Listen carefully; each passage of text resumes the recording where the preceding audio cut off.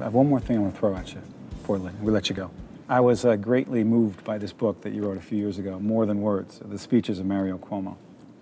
I told you that I was there in 1984 when you spoke in San Francisco before the Democratic National Convention.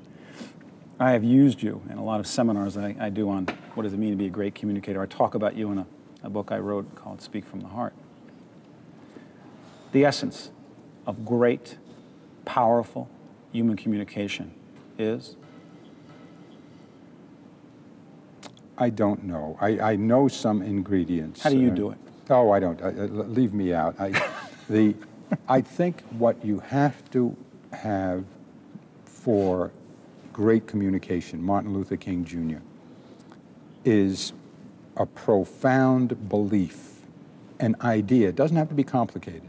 An idea that is profound, that is worthwhile, that is real, and a sincere commitment to that idea. And if you're not sincere, there are very few people who can give a really effective speech and not mean what they're saying. You have to be a real fraud to do that, a gifted fraud to do that, and I don't know many.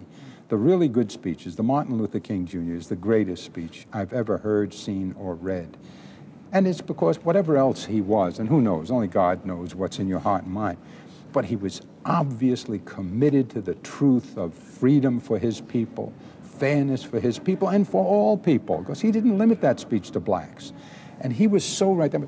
The speech I gave in 1984, both Cronkite, Brinkley, and somebody else said this is the greatest reaction they ever saw in a hall.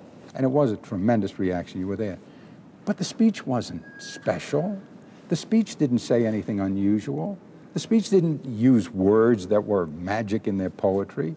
It was the ideas, you know, the simple ideas that, look, we've got a country here that's the most powerful country in world history, and we've got more and more people in that shining city on a hill, but there were people in the gutter where the glitter doesn't show, and we're ignoring them. But there was passion, Governor. It was passionate, and it was a profound idea, and people knew I believed it. And so what happened is it was like opening the book of their life, and they were reading their thoughts. It wasn't me. They didn't know who Mario Cuomo was. They still don't.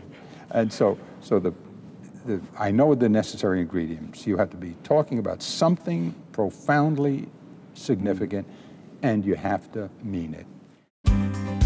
This edition of Lessons in Leadership with Steve Adubato and Mary Gamba has been brought to you by Gibbons PC, the Buccino Leadership Institute at Seton Hall University, Prager Metis, Valley Bank, the International Union of Operating Engineers, Local 825, and Seton Hall University, showing the world what great minds can do since 1856.